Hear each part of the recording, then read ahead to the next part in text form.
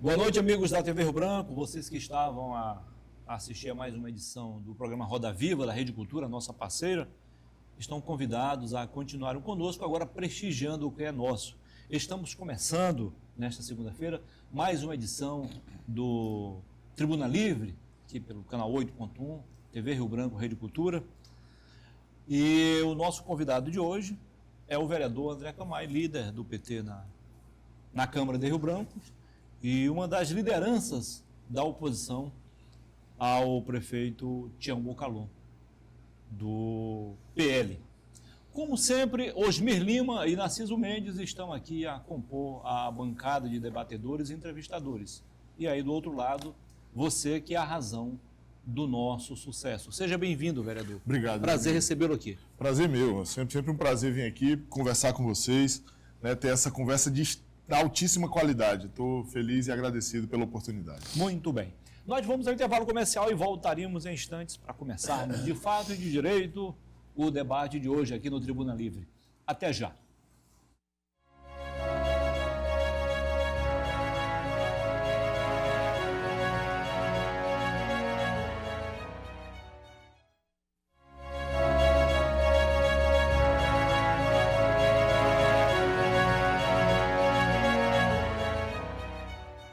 Ok, estamos de volta começando para valer mais uma edição do Tribuna Livre aqui na sua TV Rio Branco nesta segunda-feira.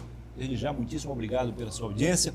Você que nos prestigia na capital e também no interior. Você de Bujari, de Quinari, de Porto Acre, Capixaba, Praça de Castro, parte de Acrelândia, Sena Madureira, onde o nosso sinal chega diretamente pelo canal 8.1. Nas demais cidades acreanas, você nos prestigia pela NET, HDTV, canal 15 e também pela internet por meio do portal riobranco.net e ainda pelo nosso canal no YouTube. Siga-nos nas redes sociais, @orriobranco. Se você ligou agora o televisor, nós estamos aqui a receber o vereador André Camay, do PT. Boa noite, Osmir Lima. Boa noite. Boa noite, doutor Narciso Mendes. Boa noite, vereador. Boa noite, meu amigo. Prazer em recebê-lo. Eu fico feliz aqui. Osmir se indignou quando eu disse que você não vinha aqui para se sentar num pelourinho.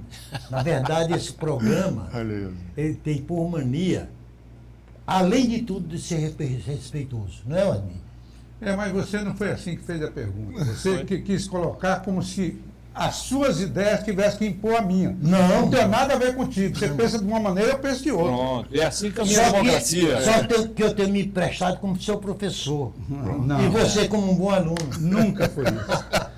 Até porque sempre tivemos vida antagônica no mundo político. Vereador, antes da primeira pergunta que o doutor Narciso vai fazer, eu quero de antemão fazer aqui um reconhecimento pelo seu excelente desempenho durante o programa que fez aqui com o doutor Alex, no outro programa de domingo. Sim. O X da Questão. Isso, fiquei muito feliz, fui convidado pelo Alex, a gente bateu um papo sobre o tema específico, era a questão da anistia. Isso. Mas a gente conversou sobre muitas outras coisas e foi interessante. Na verdade, nós conversamos sobre democracia. Né? O tema tinha ali anistia, mas nós conversamos sobre democracia e foi muito bom. Parabéns aí. Doutor Narciso, por gentileza. Vereador André, o Acre, politicamente, tem se comportado a seu jeito e modo. Eu vou lhe explicar por quê. Eu vou lhe questionar e o senhor me responde. O Acre nunca foi petista. O Acre nunca foi lulista. De repente o Acre vira vianista. Hoje você é o último dos moicanos na Câmara dos Vereadores, representando o PT. Havia um tempo que os parlamentos do Acre era predominantemente ocupado por petista. Verdade? Sim, verdade. Eu lhe pergunto, por que o acreano não bica bem ou dois bicudos não se beijam com o PT? Narciso, eu penso assim, a gente, primeiro, nós tivemos ali, o Acre sempre tem ciclos da política, né? Nós já tivemos outro campo da política conduzindo o Acre por um longo tempo. Depois, o povo do Acre permitiu que o PT, junto com a Frente Popular, conduzisse por 20 anos consecutivos, e eu sempre digo o seguinte, o povo do Acre foi generoso demais com a gente, permitindo que a gente tivesse esse ciclo. E eu também digo o seguinte, o povo do Acre não tem nenhuma dívida com a gente. Esse negócio de que, porque a gente fez demais, porque a gente deve, o povo não tem dívida com ninguém, com político nenhum, aliás, né? E com frente política nenhuma. Mas eu vejo que o povo do Acre não se pauta necessariamente pelas questões partidárias, né? O povo do Acre abraçou pela liderança do Jorge inicialmente o projeto da Frente Popular e ele foi longevo porque ele deu bons resultados. O projeto da Frente Popular, que foi conduzido pelo Jorge Viana, depois pelo Binho, depois pelo Tião, né, por esse conjunto de líderes, ele foi longevo porque ele deu bons resultados. A gente tinha um projeto acontecendo, que a gente podia até dizer ser contra. Então, assim, o Jorge no início tinha o projeto da florestania. Você podia ser contra o projeto da florestania e questionar, mas você tinha um projeto para enfrentar. Você tinha uma ideia colocada, você tinha uma projeção de investimento, você tinha uma ideia do que onde se queria chegar com o Acre para enfrentar. Hoje a gente não tem isso. Hoje a gente não tem. Eu costumo dizer o seguinte, você me chamou de último dos moicanos. Eu sempre costumo dizer, ou o primeiro, né, de um novo ciclo. Nós vivemos um ciclo, o povo encerrou esse ciclo em 2018, legitimamente, com todo o direito que tem de encerrar um ciclo, de iniciar e encerrar. Nós vivemos as dificuldades que vivemos. O PT, eu sempre falo, o PT já teve quase tudo e hoje nós somos 4 vereadores no Acre. No Acre todo? 4 vereadores, 2 em Assis Brasil, 1 em Brasileia e eu aqui em Rio Branco. Meu Deus. É isso que o PT é hoje. Mas o PT já foi menor do que isso em outros tempos e depois a gente foi do tamanho que foi. Eu penso que o povo do Acre aposta as suas fichas e coloca as suas expectativas na possibilidade de tempos melhores. Apostou, assim, no projeto da Frente Popular, achou que naquele momento, em 2018, estava encerrado, apostou agora no governador Gladson Cameli e vai fazer essa avaliação em outros momentos, né? Em outros momentos seguidos. Mas não descarte, por favor, não interromper, não descarte um tempo áureo também, claro, que o Acre viveu. Foi o governo Nabor Júnior e Flaviano Nero, que foram 2 governos exitosos. Exatamente. Aí agora eu vou aproveitar para elogiar o Osmi Lima. E o Osmi Lima estava por trás desse êxito. Foi secretário também. Mas só para eu complementar com isso, quando eu digo que os ciclos se abrem e se fecham, não necessariamente isso significa que eles foram ruins. O ciclo do MDB naquele momento foi um ciclo importante para o Acre. O ciclo da Frente Popular foi um ciclo importante para o Acre. Né? E certamente o povo do Acre vai encontrar um novo momento e um novo projeto para tentar apostar num novo ciclo importante. Então, na minha opinião, não é que o acreano ele seja antipetista, antilulista. Não é isso. O acreano tem a sua forma de ver a política, a sua forma de conduzir. O PT, por muito tempo, esteve sobre as graças do povo do Acre. Hoje não está mais. Mas a gente pode reconstruir esse caminho, num diálogo com o povo. Se não for o diálogo com o povo, a gente não chega em lugar nenhum. Agora, aproveitando aí essa tua carona, sim, eu gostaria que você me dissesse quais as principais causas, ou causas, por uma, que levou o povo a não mais apoiar o PT. Porque eu faço uma ressalva. Eu acho que sim, a administração Jorge Viana, próprio Binho, e o primeiro mandato do Tião Viana, foram exitosos. Quer politicamente, quer administrativamente, temos que reconhecer. Eles fizeram uma modificação muito grande em Rio Branco. Tentaram gerar emprego através de indústria montada, aproveitando matéria-prima local. Né? Então, qual foi o motivo, a causa principal que você acha que fez com que o povo esquecesse assim rapidamente o êxito de vocês? Eu acho que o povo não esqueceu. Se a gente conversar com as pessoas, se você conversar com quem tem mais de 40 anos, as pessoas sabem o que aconteceu no Acre. Elas sabem. Elas decidiram mudar. Eu acho que as pessoas têm o direito de querer ir além sempre. Isso aí é um direito que o povo tem e que a democracia permite, graças a Deus, e a luta de muita gente. A democracia permite que a gente queira ir sempre além. Eu acho que tem uma questão, primeiro, de desgaste material. né? Nós, imagina, se você me ajudar, se você procurar, no mundo, outros ciclos de 20 anos de poder de uma mesma frente ou de um mesmo campo político são muito raros. Mas a gente teve aqui. Foi importante. Acho que por isso que eu digo que o povo é generoso. Foi generoso com a gente, porque foi muito tempo, né? Depois, eu acho que tem um conjunto de coisas. A gente começa ali em 2008 com uma crise financeira, com uma crise econômica do mundo. No mundo, que se desdobra e chega no Brasil e que tem um impacto forte. Quando a gente chega no governo Tião Viana, os governos Jorge e Binho, eles viveram um ciclo mais virtuoso. Ali, primeiro, no final do mandato do Fernando Henrique, do segundo mandato do Fernando Henrique, depois Lula 1, Lula 2 e o Dilma 1. Né? Então, foram ciclos virtuosos do país. O país cresceu muito, a gente tinha um nível de investimento, e aí, Osmi, acho que tem uma coisa importante. No Acre, num estado como o Acre, indústria gera emprego, outras atividades geram emprego, mas o que gera emprego mesmo é investimento público. Nós tivemos muito investimento público, muita obra, muitos programas acontecendo, muitas coisas acontecendo, muito incentivo para a iniciativa privada, muito incentivo para a indústria. Foi no governo do Tião que o número de servidores, de trabalhadores formais públicos passou a ser menor do que privado. O privado sempre foi menor do que o público aqui. E foi no governo do Tião que isso virou. Isso é fruto do investimento na indústria. Mas eu vejo que... E aí a gente tem um ciclo de outras coisas. A gente vem com Lava Jato, a gente vem com prisão do Lula, a gente vem com um acumulado de coisas que botou o PT no alvo, nacionalmente. Todo dia o povo do Acre assistia o Jornal Nacional com um bueiro atrás e saindo dinheiro e o símbolo do PT atrás. Então esse símbolo, essa campanha que pegou o PT de frente, que enfrentou o PT, nos causou muito desgaste, né? E eu penso que agora a gente está vivendo um tempo novo, inclusive de algumas reparações daquele tempo e de alguns avanços em outras questões. O PT nacionalmente foi vítima disso, mas o PT está governando o país novamente. O presidente Lula conseguiu reunir uma frente, articular um conjunto de partidos, uma aliança robusta e conseguir a gente estar conduzindo o país.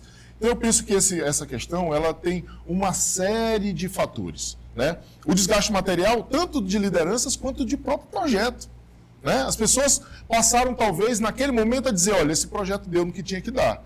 A gente quer mais, a gente quer ir além. Ainda bem que as pessoas querem ir além. Interrompendo, Narciso, rápido. Você não acha que houve um dedinho do Supremo para possibilitar o Lula de ser candidato a presidente da República? Ele tinha sido condenado em 3 instâncias. A primeira instância, os desembargadores lá do TRF4 e depois no STJ. Não houve um arranjo no Supremo que possibilitasse, que era o único nas pesquisas, que poderia derrubar o Bolsonaro. Não houve esse arranjo e, de repente, o Bolsonaro caiu em descrédito e aproveitou-se para eleger o Lula. Eu acho que houve um arranjo para impedir que o Lula fosse candidato em 2018. Foi ali que houve um arranjo. O Lula poderia ter sido candidato, estava preso injustamente, tanto que os seus processos foram anulados por conta do inúmero quantidade de problemas. É estranho no Brasil que uma figura como Sérgio Moro seja senador hoje. Uma figura que subverteu o processo penal do Brasil, que mudou, que fez um processo absolutamente arbitrário, né, impediu que as pessoas fossem justamente julgadas, porque eu não estou dizendo que o Lula não deveria ser julgado, eu acho que todo mundo tem que ser julgado. Todo mundo pode ser denunciado, todo mundo pode ser investigado, isso não é problema nenhum. É a democracia. Né? Em 2018, houve, na minha opinião, uma articulação para que o Lula não fosse o candidato, porque já em 2018 o povo brasileiro dava sinais de que queria o Lula novamente. Em 2022, o Lula estava pelos meios legais, em nenhum momento o Lula pediu anistia, em nenhum momento o Lula planejou fugir do Brasil, em nenhum momento o Lula recorreu a qualquer outro método. O Lula foi por dentro dos processos judiciais e os recursos ao STF eram legais. Ele fez os recursos ao STF, conseguiu ter a liberdade e foi candidato. E o povo brasileiro o escolheu. Eu acho que esse para mim é o grande fator. Então eu não acho que houve uma articulação de qualquer instituição para que isso acontecesse. Houve a possibilidade que, pelos meios da democracia, alguns se viabilizassem, outros não, e fizessem a disputa no voto popular. E dá espaço. Sim. O vereador André Camais. Eu só tenho uma convicção. Ou o Brasil cria vergonha na cara. O termo é esse. Estabelece uma legislação eleitoral digna, tipo a que existe nos Estados Unidos, a despeito de nós termos hoje um aloprado na presidência, e a despeito da legislação inglesa, que dura há quase 1000 anos. Quando os Estados Unidos quebrou, literalmente faliu, na crise de 1929, se elege Franklin Delano Roosevelt, em 32. Em 36, se elege Franklin Delano Roosevelt. Em 40, se reelege pela terceira vez Franklin Delano Roosevelt. Em 44, se reelege Franklin Delano Roosevelt. Ele estava tão velhinho que morreu nos 2, 3 primeiros meses do 4º mandato. Aí qual foi a providência que os Estados Unidos tomou do ponto de vista democrático? Nos Estados Unidos, quem foi eleito presidente da República e reeleito nunca mais poderá ser candidato a nada, não é nem a presidente da República. É isso aí. Se essa lei prevalecesse no Brasil, o Lula não seria, Sim, não teria perfeito. concorrido ao terceiro mandato. O problema, Osmir, é porque os nossos erros não são corrigidos, aí volta a ser repetido. Porque na realidade, o Lula, já com seus 81 anos de idade, Tem um ano de idade. vai terminar com 83 anos.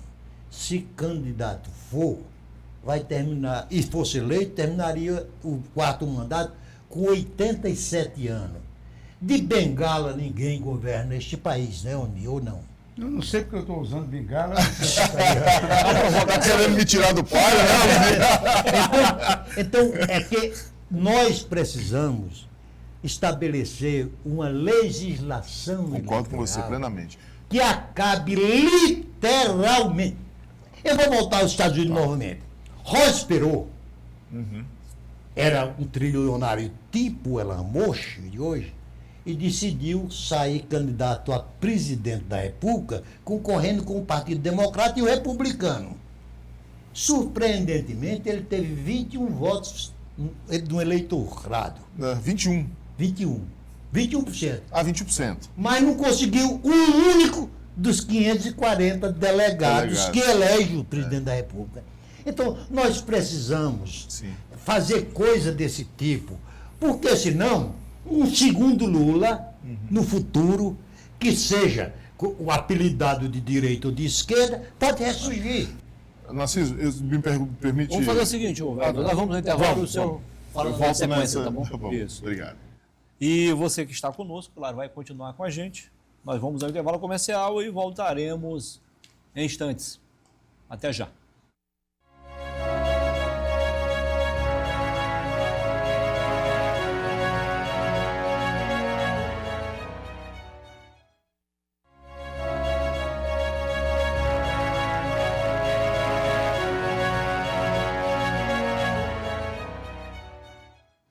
Voltamos com a segunda parte do programa Tribuna Livre desta segunda-feira, recebendo hoje o vereador André Camais, do PT. Registramos aqui a presença do nosso colega jornalista Tássio Júnior, também do ex-vereador Gabriel Fornec e ainda do Paulinho Murilo. Ambos, aliás, os três, Diego, assessorando aqui o vereador André Camais. Muito obrigado mais uma vez pela sua audiência. Você que nos prestigia na capital e também no interior. Vereador, fique à vontade então para falar algo sobre foi que o Narciso Não foi só colocou. uma pergunta, foi mais um comentário do que uma Isso. pergunta. Mas eu acho que é importante, o que o Narciso traz é o que eu penso que é o gargalo das questões políticas no Brasil. Nós precisamos de uma reforma política, partidária e eleitoral no Brasil. A gente precisa reorganizar o processo político no Brasil para que a gente tenha uma democracia plena. Olha, a gente tem um número gigantesco de partidos no Brasil, que não é comum, né? E a gente tem muita dificuldade com isso. E a gente tem processos, por exemplo, como reeleição. A reeleição, o Fernando Henrique cria ali, naquele momento da reeleição dele, de fato, os mandatos de 4 anos, com eleição de 2 em 2 anos, eles são curtos, é difícil você fazer um projeto num período como esse. Mas eu penso que a gente precisa avançar. O Senado, inclusive, sinalizou, inclusive aprovou uma possível reforma nesse sentido, que estabelece o fim da reeleição, mandatos de 5 anos e a coincidência das eleições, que acho que em 2034 isso ia confluir e acontecer. Vamos ver como é que a gente vai conseguir estabelecer essa dinâmica no Brasil. Porque o Brasil também tem uma característica que é só dele. O Brasil é um país onde você tem uma eleição majoritária junto com uma eleição proporcional, né? E você tem que... Aí, tanto que o Sérgio Abrantes, lá em 88, escreveu o presidencialismo de coalizão para explicar como é que a gente ia fazer para poder dar conta disso. Ele escreve o artigo, depois virou um livro, que ele diz o seguinte, você faz uma disputa majoritária, ganha a presidência da República, junto com uma aliança. Depois você tem que fazer outra aliança para governar no Congresso. E é aí que nasce o famoso Centrão, que vira o pivô, a grande noiva, né, a cobiçada ali dentro do Congresso Nacional, porque todo mundo precisa desses parlamentares para poder ter governabilidade.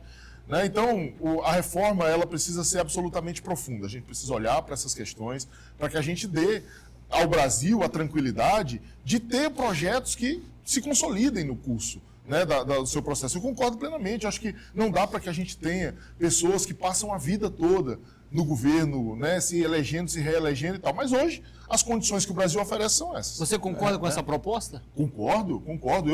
Eu sou contra a reeleição. Eu vou deixar claro isso.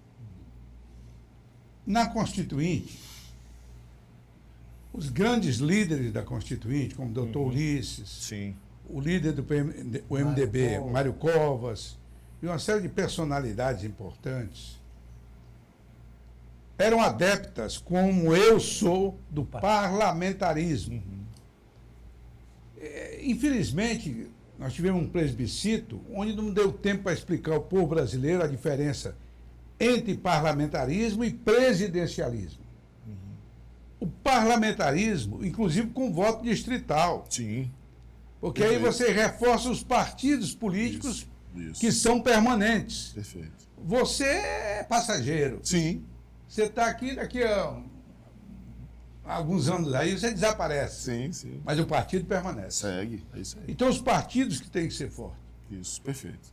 Eu não vou aqui, que não daria tempo para discutir o voto distrital misto ou puro. Puro, Eu prefiro o misto. Eu também. Porque dá mais força ao partido e, ao mesmo tempo, que dá ao eleitor o direito de votar. Porque os partidos hoje no Brasil não representam mais nada. Não dá nem para implantar um parlamentarismo, porque parlamentarismo compreende programas de partido e não de pessoas. Então, se o PT, o seu partido, tem um determinado programa, voltar ao meio ambiente, amanhã ganha o PSDB, vamos supor. No regime parlamentarista, tem maioria na Câmara. Para fazer aliança, vocês vão ter que chegar lá e dizer, olha, nós temos isso aqui no programa. Vocês aceitam o programa? É isso aí. Aí, aceitamos, então vamos fazer a composição. Você foi, na prática, um deputado distrital, do Narciso distrital misto. Sua base foi lá em Cruzeiro do Sul. Sim, eu fui eleito pelo meu partido naquela época. Sim. Naquela época é o bipartidarismo, né? Aí não tinha como. Sim. O Narciso, por exemplo, era do partido e apoia a ditadura e eu era contra. Entende? Não, vamos renovar os termos, atualizar os termos. Eu era de direita e você era de esquerda. Hoje você diz que eu sou de esquerda, você é de direita. Tá vendo como a política é dinâmica? É dinâmica. As coisas mudam. Então, essa mudança, se os parlamentares tivessem coragem de fazer essa mudança, eleitoral e partidária, como você mesmo disse, Perfeito. né? Porque nós estivemos conversando com o Narciso. O modelo hoje é absurdo, Muniz e vereador André. Por quê? Porque quem é candidato a deputado federal hoje, que não era assim no nosso tempo, já recebe de cara não sei quantos milhões do fundo partidário, do fundo eleitoral. Fundo eleitoral. Tem 60 milhões para trazer todo ano para as suas bases. De emenda. De emendas. Isso não tinha na nossa época. Sim. Nem uma coisa, nem outra. E dependendo do deputado ou do senador, ele pega também o dinheiro Sim, do extra. partidário. Do fundo Então, partidário. como é que você vai fazer uma renovação Perfeito. nessas condições? Perfeito. Eu acho que você foi na mosca aí, Osbi.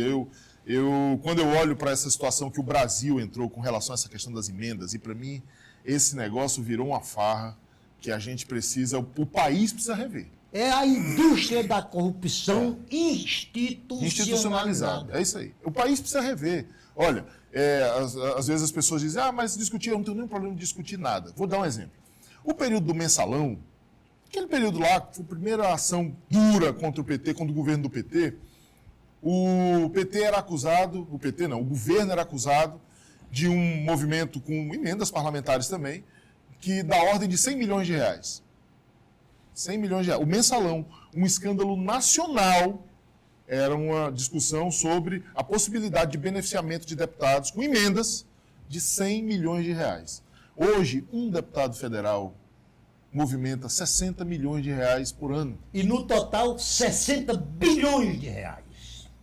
No total, 60 Sabe um número que eu vi, Narciso? Do orçamento nacional, o presidente da República ele só tem discricionário, que ele pode decidir o que fazer, 17%.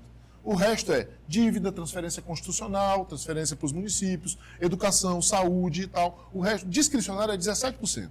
É um bom volume, tudo bem. Desses 17%, 20% é emenda. Já é um déficit. Já é um déficit. Então, como é que você estrutura uma política pública? Como é que você pensa um programa? Como é que você faz uma transformação sem ter margem nenhuma? E aí o Osbi está correto. A gente tem um modelo que não se sustenta nele mesmo, né? Então, hoje eu digo o seguinte, nós migramos do presidencialismo de coalizão, que o Sérgio Abrantes definiu lá, depois de 88, para um parlamentarismo orçamentário.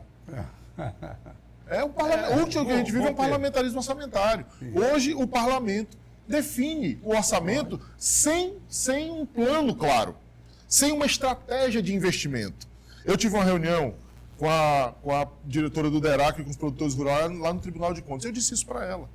Ela mostrou lá um investimento importante, tá? Eu quero fazer um elogio aqui à presidente do DERAC, uma mulher, a Sula, um investimento importante lá na Transacriana, de ramais assim, eu fiquei impressionado com a quantidade.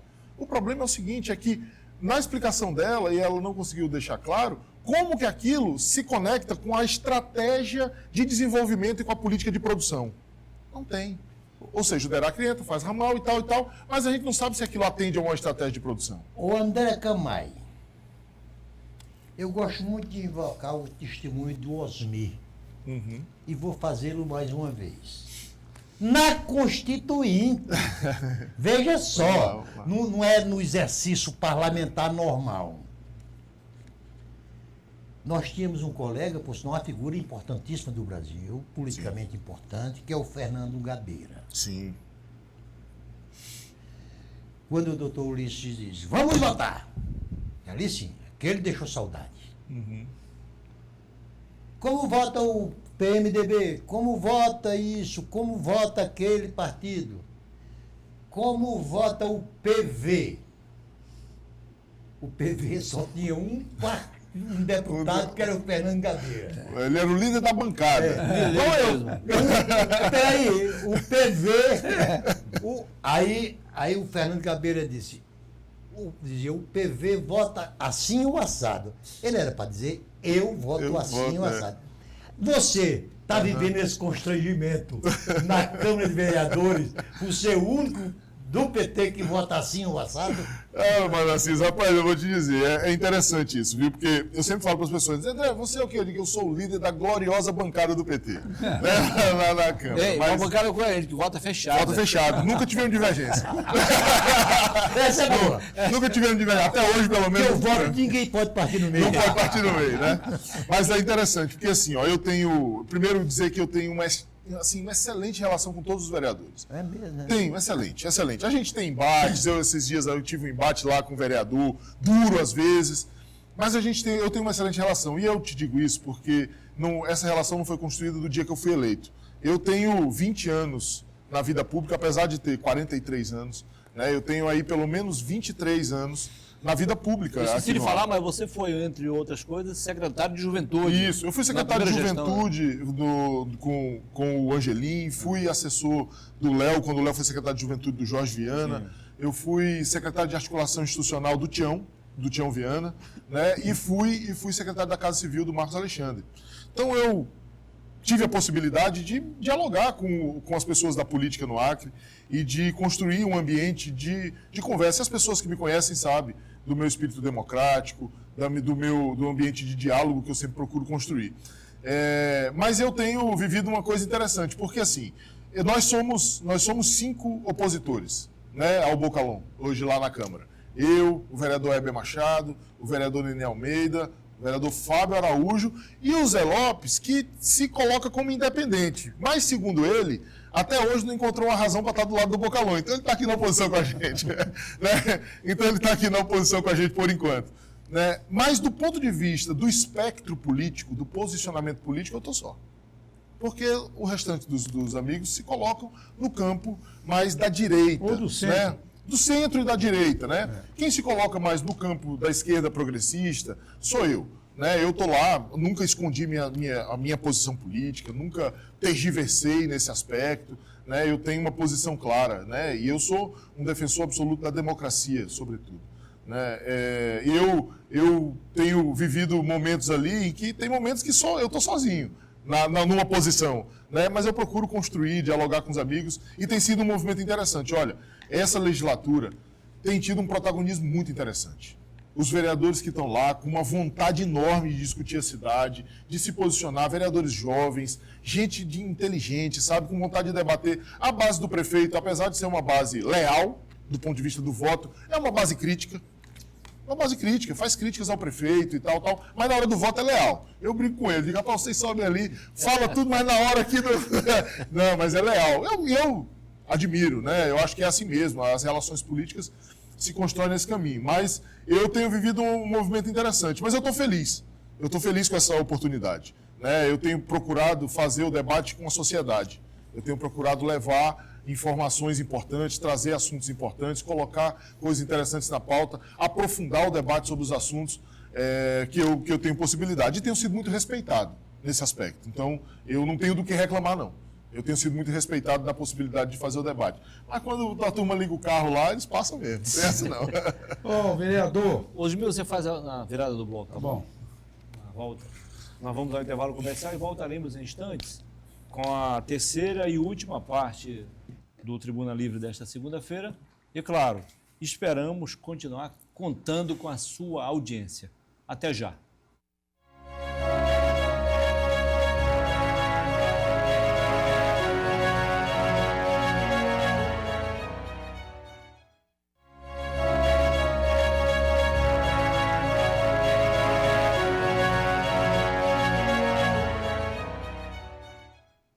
Estamos de volta com a terceira e última parte do Tribuna Livre desta segunda-feira, hoje recebendo o vereador André Camay, do PT. Vereador, o Osmil vai fazer uma pergunta, mas rapidinho, para a gente não perder muito tempo. Pois não. O senhor que já exerceu vários cargos na Prefeitura, né? Prefeitura de Rio Branco, Governo do Acre, e conseguiu se destacar. Como é que está sendo essa experiência agora do outro lado, no Legislativo? Está sendo uma experiência exitosa? Está valendo a pena ser vereador? Tá valendo a pena. Eu te digo que ter tido a oportunidade de ter as experiências que eu tive me ajuda muito. Porque eu procuro não fazer um debate a partir simplesmente do que eu chamo de gincana eleitoral. né? Em torno de uma como se fosse uma campanha contínua, né?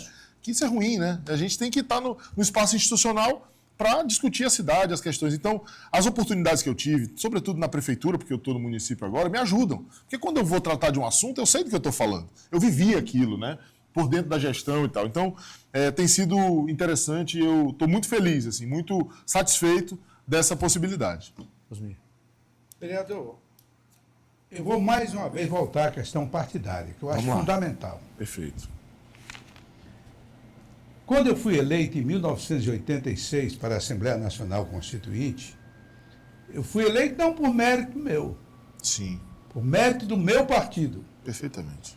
Porque o meu partido defendia bandeiras, que é isso que precisa ter nos partidos de hoje, e isso serve para os jovens que não acompanharam esse momento.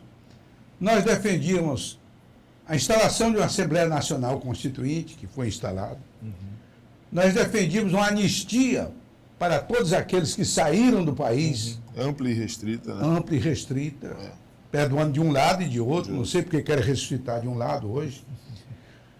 O voto direto, eu fui votar para presidente da República com 43 anos, pela primeira vez que eu fui votar. Olha só. Nós defendíamos as liberdades públicas. E esse discurso que estava inserido dentro do programa do PMDB, isso causava um profundo sentimento de vinculação com o partido. Vai dizer que nós terminávamos nossos comícios com o hino da independência. Olha só. Todos. Ou ficar pátria livre, Ou morrer pelo ou Brasil. morrer pelo Brasil. O que eu estou dizendo isso? É porque hoje estou oferecendo cargos em jornal, vaga em jornal, né? Eu vi Não tem isso. ninguém que leia um programa partidário, os partidos não fazem propostas para ler. Nós mesmo, quando estávamos aqui no PFL, o PFL Nacional fez um contrato, um convênio com a Fundação Getúlio Vargas do Rio para dar aulas online para todos que quisessem dela participar, para a vida pública, saber da vida pública, como é que ela funciona, né? Então, eu acho que, enquanto não consertarmos a questão partidária, quer diminuindo, ou mesmo não diminuindo, mas ter que esses partidos tenham conteúdos, porque não sei se você concorda comigo, mas a miséria vem aumentando no país. Sim. Cada vez mais somos dependentes de Bolsa Família. Agora, de quem é a culpa? Nossa. Eu me coloco entre os culpados. Coloco o senhor Narciso como um deles também. E você que está começando agora, começando também a colocar responsabilidade para o futuro. Por quê? Nós não propusemos nada que fizesse um desenvolvimento mais acelerado, como os vários países fizeram. Tivemos alguns avanços em alguns setores, mas ainda tem muito a desejar para entregar a nossos filhos e netos o país que nossos avós sonharam. Perfeito. Osmir, só para fazer um comentário sobre isso que você colocou, eu acho que é importante a gente ter, assim, né? Eu sou um militante orgânico do meu partido. Eu nunca mudei, nunca pensei em mudar. Eu não estou aqui por uma... Tem gente que diz, não, porque eu tive meus méritos, né? Lógico que eu tive os meus méritos, mas eu não estou aqui por conta dos meus méritos. Aproveitando, o senhor acha que foi eleito pelos chamados votos ideológicos do PT? Também. Mas eu acho que dá para ir um pouco além. Mas eu estou aqui por conta de uma construção histórica. O projeto da Frente Popular que a gente viveu dos 20 anos, ele não começa em 1999, quando o Jorge se elege. Ele começa quando o PT é fundado, com o Chico, com as lutas dos trabalhadores, lá atrás. Ele começa com as comunidades eclesiais de base da Igreja Católica, com tudo isso. E ele se consolida naquele processo. Assim como nenhuma liderança, e essa ideia de que você chega em algum lugar sozinho, né, como você disse, você chegou lá por conta do seu partido. Eu também. Eu estou aqui porque muita gente se aliou num projeto e me permitiu chegar até aqui. Eu sou fruto de muitas oportunidades. Ora, se eu não tivesse sido convidado pelo Angelim, pelo Marcos Alexandre, pelo Tião, pelo Binho, pelo Jorge, para ter a oportunidade que eu tive na vida pública, eu não tinha chegado até aqui. Claro. Entendeu? Então, assim, eu preciso reconhecer sempre isso, né? E fazer com que essa minha luta política, ela reflita isso. Ela reflita. E só um comentário final, eu acho que eu concordo com você de que nós vivemos ainda num país que ainda promove mais desigualdades do que justiça. Né? E eu coloco isso para dizer o seguinte, por mais que a gente tenha conseguido diminuir a situação das famílias em extrema pobreza, com programas com transferência de renda como Bolsa Família e outros, a gente ainda tem um dos países do mundo com maior concentração de renda e de riqueza.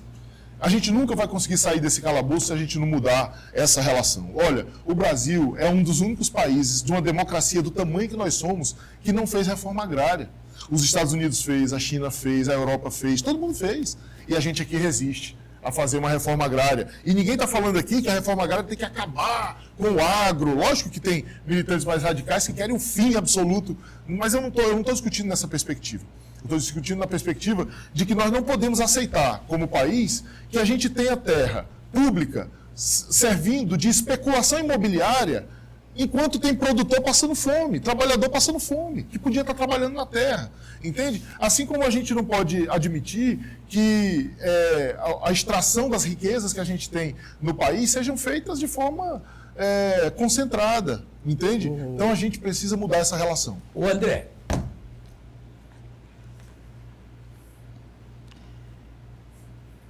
vamos falar aqui de uma profissão que venha a ser a mais antiga do mundo, que é a prostituição. Certo. Você queria falar da política. Não, é a segunda. Aplicada. Não, aquele presidente dos Estados Unidos disse que a política é a segunda. É a segunda. Qual o dilema de uma prostituta? Ainda que ela queira mudar a profissão. É porque ela não pode ficar no meio das mulheres casadas porque foi prostituta. E nem pode ficar no meio das prostitutas porque tornou-se uma mulher casada. E eu aqui não estou a condenar uma ex-prostituta. É uma analogia. É uma analogia. Você falou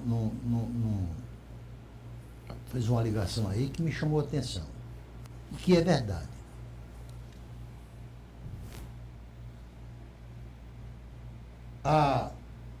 O PT começou, e notadamente aqui no Acre, influenciado pelas comunidades eclesiásticas de base, no caso, a região católica. O bolsonarismo hoje é bastante influenciado pela religião evangélica. Essa maioria de evangélicos bolsonaristas é evidente. Isso não vem contrariar que é sempre indesejável misturar política com religião? Assim, esse é um tema polêmico. Mas eu vou te dizer o seguinte, eu acho que a mistura, primeiro que religião, ela é uma organização política. Ela é uma organização, a religião enquanto a igreja é uma organização política, é uma organização de pessoas. Para um fim religioso, mas ela é uma organização de pessoas, portanto ela é uma organização política. Eu penso que a gente não pode mais ignorar o papel e a importância que as comunidades religiosas, sobretudo evangélicas, com o tamanho que tem, e católica tem, no país. Elas têm uma força importante, porque o Brasil é um país de diversidade ampla religiosa, de uma maioria cristã, né? E que são pessoas que estão na vida pública.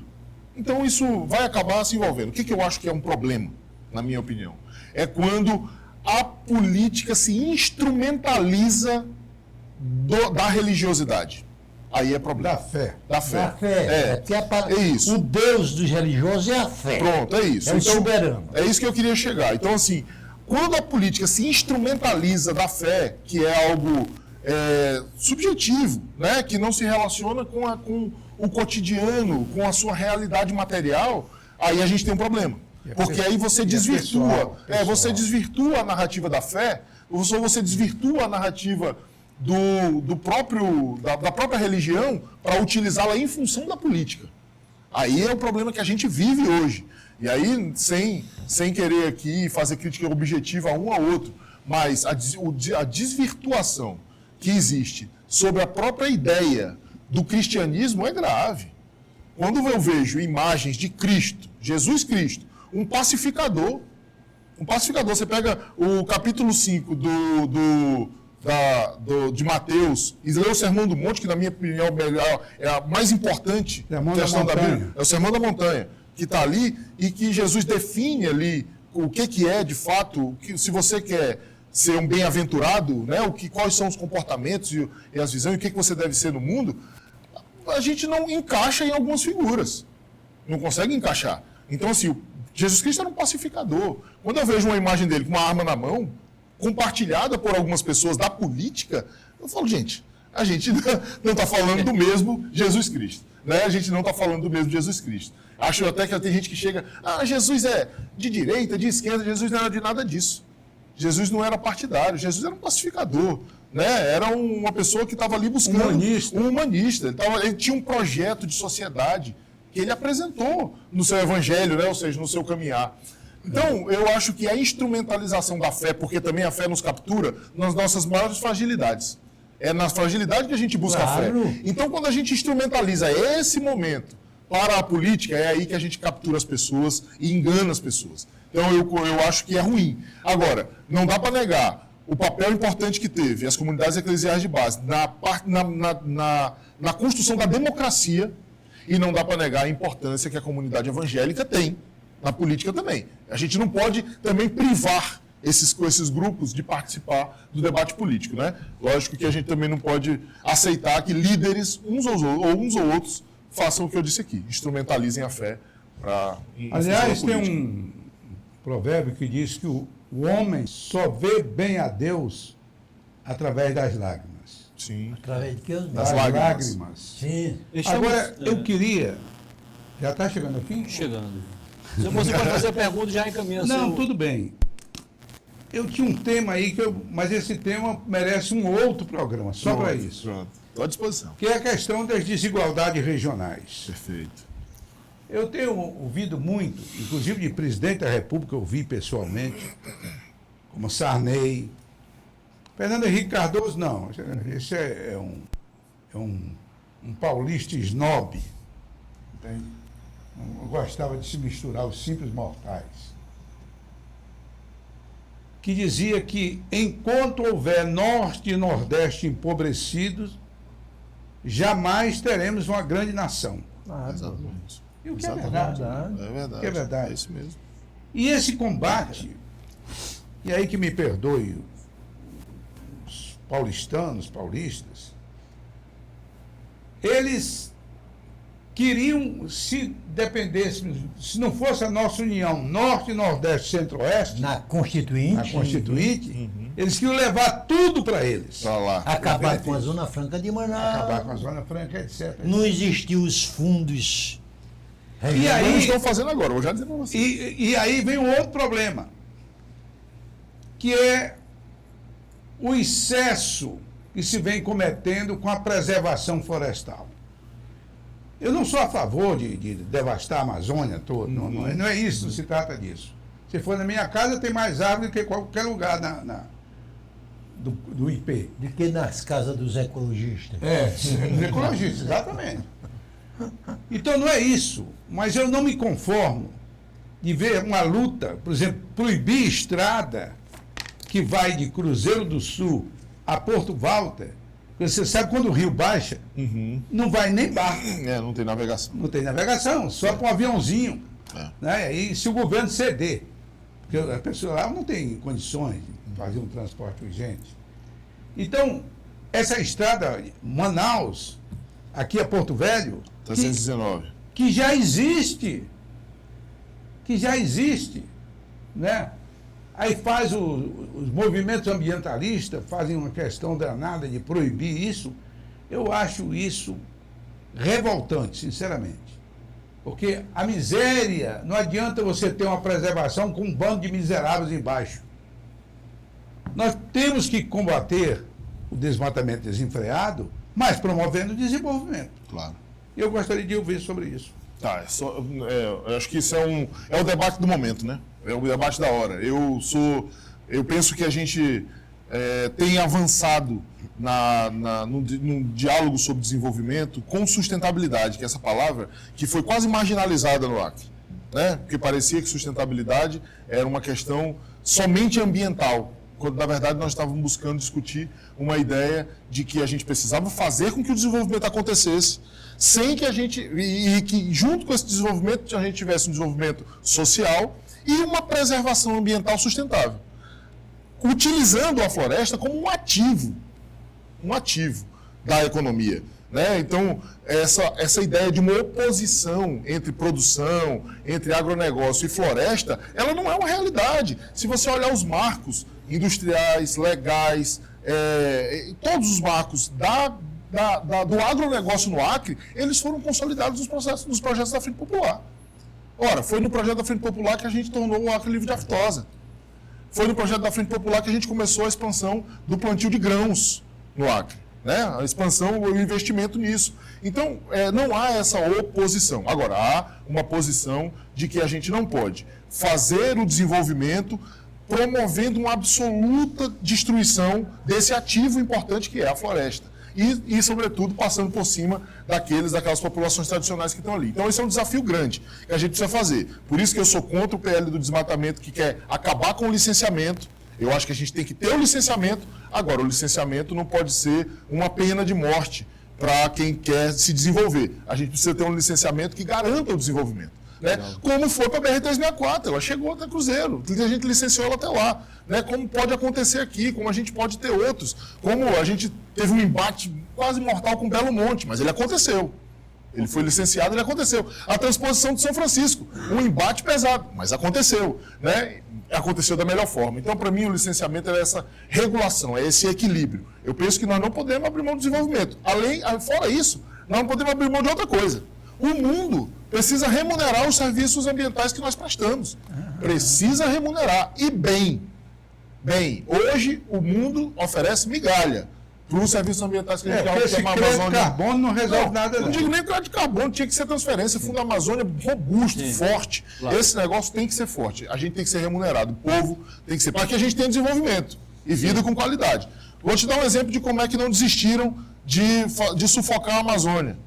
Hoje, o seu Tarcísio de Freitas cancelou o decreto que dava os descontos tributários da Zona Franca de Manaus, da Zona Franca de Cruzeiro do Sul e de Brasileia. Tarcísio de Freitas, lá em São Paulo. Tudo que a gente mandava daqui para lá tinha desconto tributário de ICMS, não tem mais. Então, eles continuam com o mesmo projeto. Se a gente não resistir, a gente vai sucumbir. Doutor Narciso Mendes, suas considerações finais. Bom, eu quero dizer simplesmente, não sei se a avaliação do Muniz e a avaliação do Osmi é a mesma. Obrigado pelo desempenho. Obrigado, meu amigo. Eu que agradeço. Agora, você vai ser convidado para voltar aqui outras vezes. Por favor. Porque tem uma série de perguntas para fazer. E você pense que você terá muito tempo para nominar todos eles. Tá bom. Osmi. Espera aí. Opa. Escuta. Nos Estados Unidos, se você perguntar para um cidadão de 30 anos, 40 anos, qual é o partido dele, ele diz: meu avô era republicano, meu pai era, eu sou republicano e meu filho é republicano. Será republicano. A mesma resposta é dada ao filho de um democrata. Sim.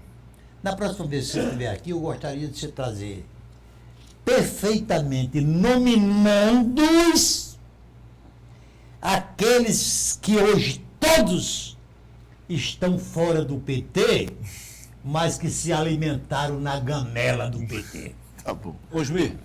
Não, primeiro eu vou agradecer a presença do André, né, foi um rapaz muito inteligente. Obrigado, né? Eu o conheci quando o meu partido era vinculado Sim. à Frente Popular. E dizer para ele o seguinte, André, essa luta nós tivemos aqui, com relação de estrada, nós tivemos aqui com a BR-364. Tinha um maluco, esse cara é um maluco mesmo, que era ministro do meio ambiente do como era aquela lagoa, até esqueci esse nome desse cara, Fernando Collor. Ministro do Collor, não sei quem foi. Ministro do Collor. Ele fez uma palestra nos Estados Unidos, que agora é moda, não é de hoje não, de muitos anos atrás, contra a abertura da estrada Rio Branco Cruzeiro do Sul, porque desmatar a Amazônia completamente. É o recado que eles dão. O Passarinho estava lá assistindo a palestra, que era senador da República. Aí ele perguntou para ele, vem cá, você conhece a região? Ele disse, não. Ele disse, como é que você faz uma palestra dessa? A estrada já existe. O que eles estão querendo é apenas asfaltar essa Pavimentação. estrada. A pavimentação. E não tem nada de Que desmatamento. até hoje ainda não foi feita, né? Até hoje não foi feito. Né? A 319. Não, 364. A 364. 364. É, a 364. Que ele era contra, não sabia nem que a estrada já existia. Tá.